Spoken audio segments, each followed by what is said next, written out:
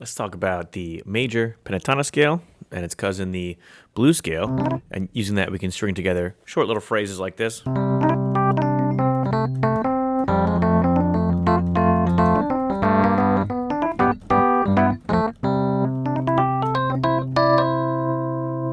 So the major pentatonic scale is just 1, 2, 3, 5, 6.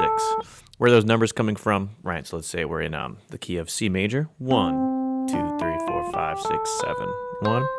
So to get the major pentatonic scale, we just use from that collection of notes, we'll just use 1, 2, 3, 5, 6, which in the case of C is C, D, E, G, A.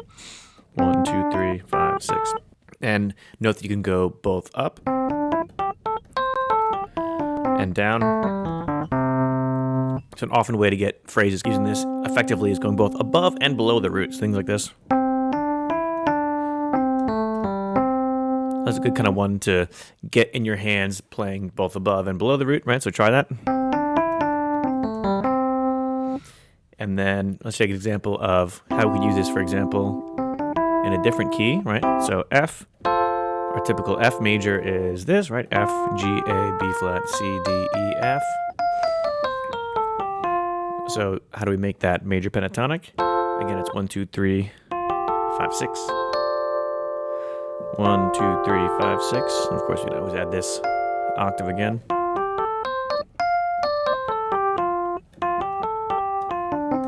Right, you can practice that similar phrase or other phrase you make up using this 1, 2, 3, 5, 6 combinations. Trying to play that in different keys is helpful. All right, so there's our major pentatonic. And the fingering is kind of loosey-goosey here because you're not often going to play like big runs of just continuously up and up. It's more often like a fluid fingering where that'll be used kind of like a 1, 2, 3, 1, 2, 4, where you're kind of shifting over that thumb. And we can also add in, as I mentioned, the cousin of this, the major blues scale, right? So if the major pentatonic scale is 1, 2, 3, 5, 6, the major blues scale, just add to that the flat 3, right? So it's 1, 2, flat 3, 3, 5, 6.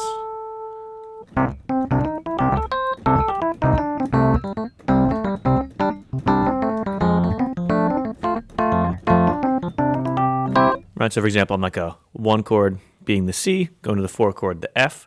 We just add in, like over the C chord, we can be playing that C major blues. And over the F, we can switch to using the F major blues. Yeah, and a common thing to kind of get this major blues sound, for a lot of players like Dr. John, Professor Longhair, New Orleans piano players kind of using those types of sounds, very often going from the flat 3 to the 3. Right, so like, and you know, a classical player would more often use different fingers for this, kind of 2 to 3.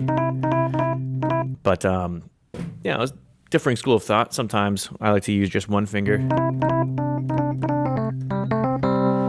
Yeah, you do have a little bit more control with the 2 fingers, but I see some benefits sometimes just using that 1 finger. And another thing to kind of get yourself, get your fingers acquainted to these types of lines and things is to do something like this, where you have, for example, thinking back to their C, 1, 2, 3, 5, 6, but we also have this flat 3.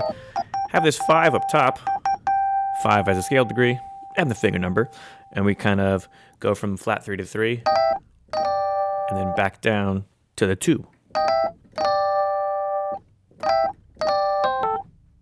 Adding in that 6, 3, 2, 1, 6.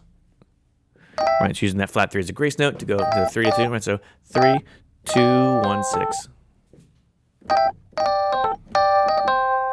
Notice that last one, I would, instead of just doing a grace note with 1 finger, I'm using multiple fingers there to get that. So this is another good one to get down. So it's going to be.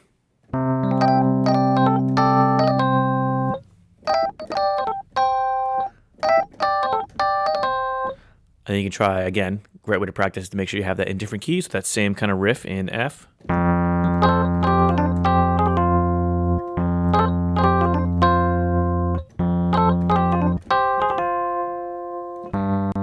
And then, for example, you can move around the different keys. If you're more advanced, you can do that right away, or you gotta think about where's the 1, where's the 3.